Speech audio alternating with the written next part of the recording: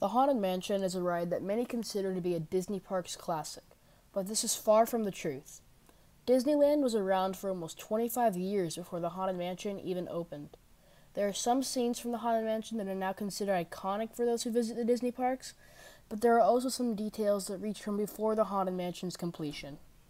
These details are from the Museum of the Weird.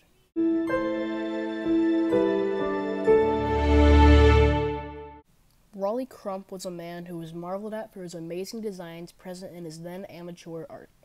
After studying years of his work, Walt Disney himself convinced Crump to join the Imagineering branch at one of Walt Disney's many companies, WED.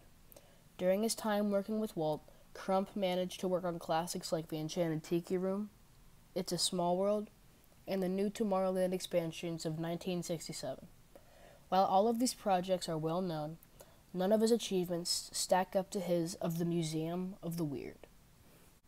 When Walt assigned the Imagineers to work on his Haunted Mansion attraction, the team almost immediately divided into two groups.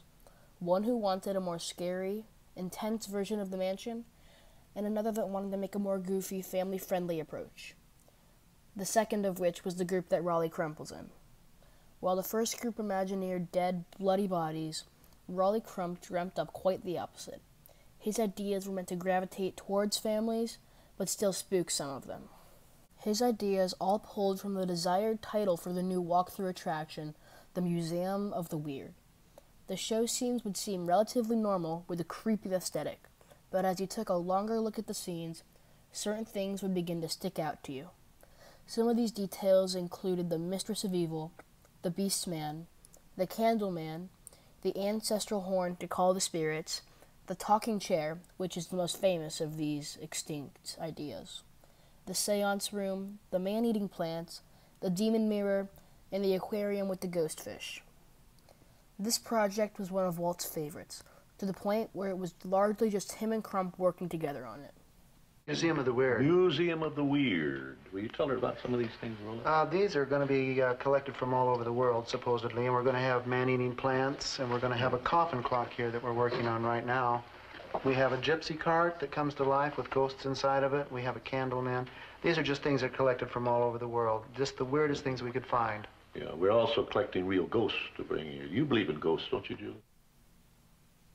This project was an interesting one, but it was shelved due to both the unfortunate passing of Walt Disney and the idea of using an Omnimover ride system with the attraction. With an Omnimover, his subtle designs would not work. Crump was outnumbered at this point, so we gave in to the now classic Haunted Mansion.